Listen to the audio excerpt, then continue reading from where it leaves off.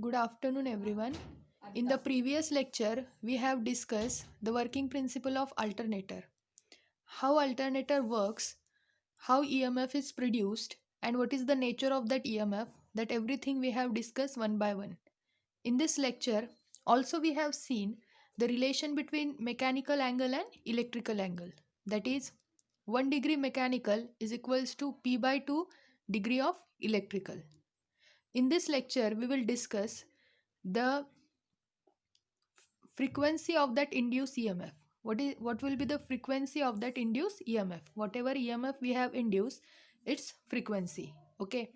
So let capital P is equals to number of poles, capital N is equals to speed of rotor in RPM, F is equals to frequency of induced EMF.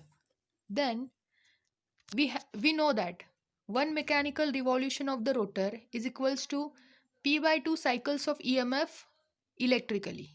Okay. This everything we have discussed in the last lecture. If you don't know this concept, you go back to the last lecture. Therefore, for each revolution, P by 2 cycles of EMF will be generated electrically. Means if we have 4 pole of alternator, then for one mechanical revolution of an alternator, the EMF will induce will be P by 2 into 360 degree. Okay. That is 360 degree of mechanical is equals to P by 2 means 4 by 2, that is 2 into 360 of electrical, that is 720 degree electrical. Okay, means for one mechanical revolution for 4 pole alternators we have 2 waves of EMF electrically. Okay, whatever EMF we have generated, that will complete 2 waves. The speed, now in the next point, the speed is n rpm. Hence, this speed is of 1 minute, that is revolution per minute. Now for 1 second, now therefore in 1 second, the revolution completed by rotor will be n by 60 revolutions. Is it? And the formula of frequency. See, this frequency formula is number of cycles per revolution into number of revolutions per second. So how many cycles per revolution? So that formula is P by 2. Okay. So P by 2 cycles will be completed per revolution and number of revolutions in per second. So how many revolutions per second? That will be n by 60. So F is equals to P by 2 into n by 60, that is Pn by 120. See, like this. Therefore F is equals to Pn by 120 Hertz cycles per second. So there is a fixed relation between these three quantities, that is the number of poles P, the speed of a rotor N, and the frequency of induced EMF. Okay. So if we have build a generator, or we have build a alternator, number of poles are fixed. Okay. So we can control, or we can have, or we can have a particular speed.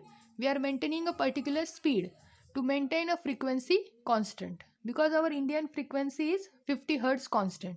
Okay, and that speed is nothing but the synchronous speed. Now if you see next point, in a synchronous speed, for a fixed numbers of poles of alternator has to be rotated with the particular speed to maintain the frequency of a generated EMF constant.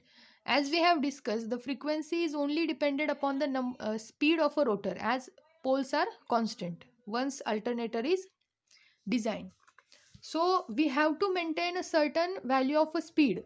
For that, we have got a standard frequency, that is the 50 hertz, and that speed is called as the synchronous speed ns.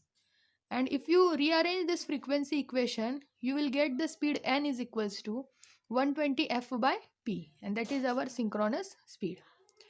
Now in India, the frequency of EMF standard frequency is 50 hertz. To maintain this frequency for a different number of poles, the alternator must be driven at a different speed. So for 4 pole alternator, your synchronous speed must be 3000 rpm. Means you have to rotate your alternator with the speed of 3000 rpm. Then for 4 pole it will be 1500. For 8 pole it will be 750. For 12 pole it will be 500, and for 24 pole it will be 250. Okay. The minimum numbers of poles for alternator is 2, and hence its synchronous speed is 3000. Okay. To maintain the frequency f is equals to 50 hertz. You can calculate by putting this value over here. You can put the value of frequency and number of poles, you will get the value of ns.